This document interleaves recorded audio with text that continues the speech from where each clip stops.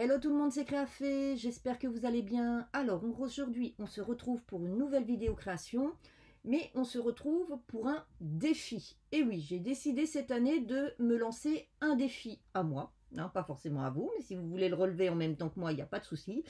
Et ce défi concerne les Do-It-Yourself Card Making de chez Action. Donc si vous me suivez depuis un bon moment, vous le savez, j'adore ces blocs. J'en ai une très grosse collection. L'année dernière, je vous avais montré un certain nombre de créations avec. Et là, cette année, j'ai décidé de continuer pour continuer à alimenter la playlist qui existe donc sur ce bloc. Et cette année, le défi est un bloc, un maximum de créations. Alors, dans ces blocs, on retrouve 12 feuilles. Et ces 12 feuilles sont décomposées en 3 séries. Nous avons une série avec du 10-15 en format portrait, une série avec du 10-15 en format paysage et une série avec du carré 13-13. Donc je ne sais pas encore si je vais vous proposer 12 créations ou un peu moins. Il est peut-être possible que certaines créations, j'utilise plus d'une feuille. Mais je vais vous en proposer plusieurs. Et puis je vais vous proposer des petites choses qui sont autre chose que des... Pas forcément que des cartes. Pour vous montrer qu'on peut vraiment utiliser ça pour plein d'autres choses. Et puis surtout, moi ce que je vais faire, c'est que je ne vais pas prendre un seul bloc. J'en ai sorti 5. Alors ce sont 5 blocs qui sont déjà bien entamés et que j'aimerais un petit peu liquider. Et donc en fait, sur ces 5 blocs, je vais prendre 12 feuilles de manière à constituer l'équivalent d'un bloc. Alors, ça va me permettre aussi de vous montrer qu'on peut créer avec différents thèmes et différentes couleurs. Donc, au niveau des thèmes, on a plutôt du cocooning, on a un petit peu du gothique festif, très moderne avec le noir, blanc, doré. On a plutôt quelque chose qui fait très thématique enfant. On a du vintage et on a un petit peu du classique avec le vert et le rouge. Voilà. Donc voici, j'ai choisi tous mes feuillets. Donc pour vous montrer que j'ai bien respecté, je vous montre. Donc là, nous avons nos formats 10-15 en format portrait. Donc j'ai utilisé 3 blocs. Donc on a le vintage, l'enfant et le classique. Ensuite, ici, pour fournir ce bloc, il me restait 3 13-13. Donc voilà, que je suis venue compléter avec un dernier 13-13 qui vient de l'enfant. Voilà. Et enfin, pour mes formats en 10-15, je les ai pris donc 2 dans le noir, blanc, doré et 2 dans un dans le vintage et un dans le classique. Donc vous voyez, j'ai bien les 5 collections. Voilà. Donc maintenant, on va commencer par faire notre première création. Et donc, ça consiste à faire quelque chose de hyper simple, mais qu'on a toujours besoin. C'est une petite enveloppe pour mettre un petit billet pour offrir soit à Noël, soit aux étrennes. Donc, si vous êtes curieux de savoir comment je vais réaliser cette petite enveloppe avec une des pages de ces blocs et surtout avec laquelle, je vous invite à regarder la suite de la vidéo. Pour le tuto d'aujourd'hui, on aura besoin d'une table à scorer et de son plioir, de colle ou de double face comme vous préférez, d'un crayon de papier, d'une règle, d'un cutter, de mousse 3D. Alors moi, vous savez, je prends plutôt en rouleau, hein, mais si vous avez des petits carrés, ça ira très très bien. Et alors là, c'est complètement optionnel, mais une perforatrice d'angle. Moi, je prends celle de chez Stampin' Up que j'aime beaucoup. Vous avez déjà vu, je l'utilise régulièrement dans mes créations. Pour les fournitures, donc il vous faudra une page donc de votre bloc de Do It Yourself Making Card de chez Action et donc prendre une avec le morceau de 10-15 qui est en format paysage et il vous faudra une feuille de papier A4 de couleur que vous voulez.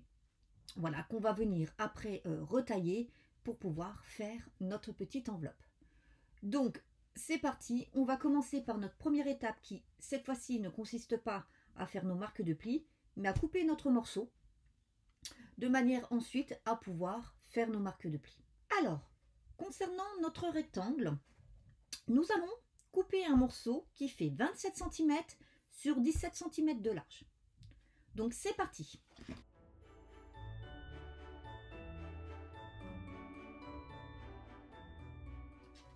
Vous conservez bien cette chute, nous allons en avoir besoin. Maintenant, on va prendre notre table à scorer et on va venir faire nos marques de plis. Nous allons effectuer les marques de plis uniquement sur les 27 cm. Et nous allons venir faire une marque de pli à 12 cm et à 24. Et c'est tout. Maintenant, on va venir écraser nos deux plis. Voilà, vous voyez, on commence à avoir notre petite enveloppe. Donc maintenant, on va venir coller et customiser. Pour ce faire, c'est très simple.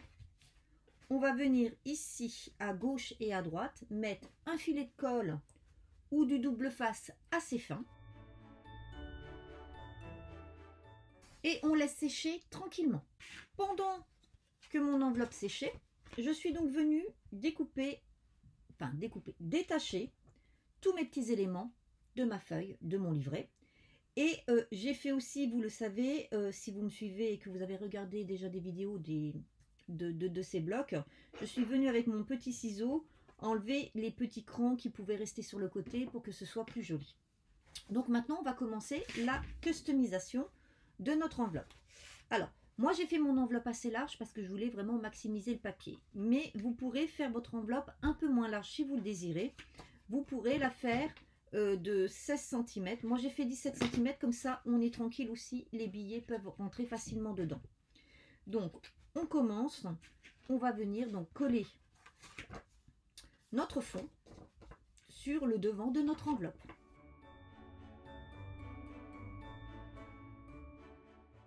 Voilà. Avant d'aller plus loin, je vais procéder à deux choses. La première, je vais venir utiliser ma petite perforatrice pour faire ici sur le côté de ma petite fermeture une petite bordure sympa. Alors soit vous faites un arrondi, soit vous utilisez une perforatrice d'angle sympa. Donc moi je vais utiliser celle-ci.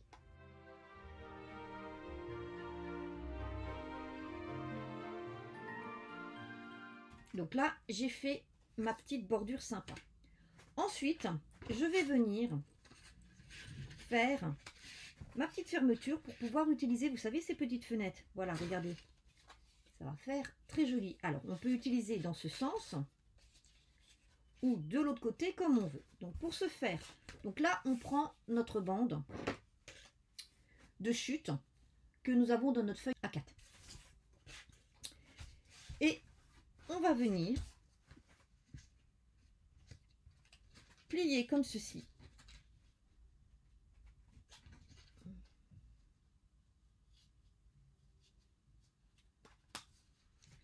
En faisant en sorte de laisser un peu de marge de manœuvre pour que ça glisse. Une fois que c'est fait, on vient bien marquer les plis. Et si on le souhaite, on vient couper l'excédent. Donc moi, je vais couper un peu d'excédent ici. Je vais couper 3 cm.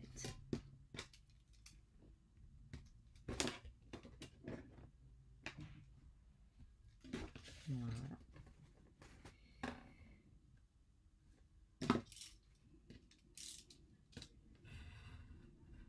Voilà.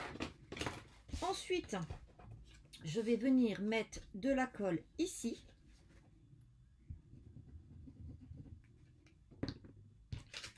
Je vais coller ma moitié sur la moitié. Ensuite, je reviens ici.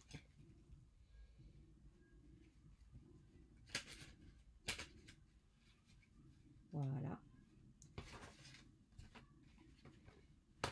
Et je viens mettre de la colle sur l'autre partie.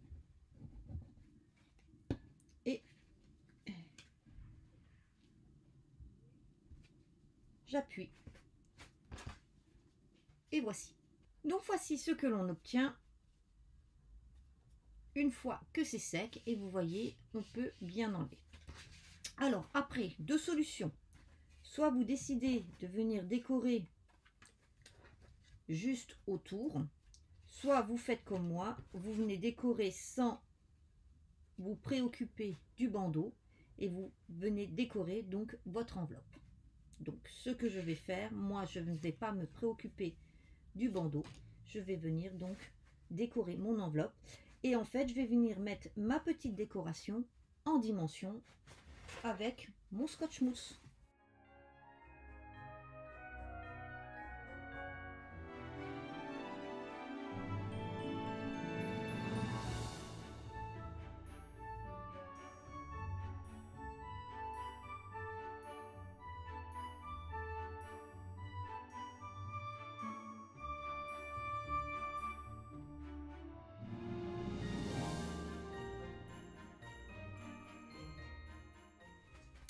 Et donc voici notre résultat. Donc vous voyez, je peux retirer ma petite bande, ouvrir derrière et y sortir un petit billet, un petit mot doux, un petit voucher, une carte cadeau, ce que vous voulez.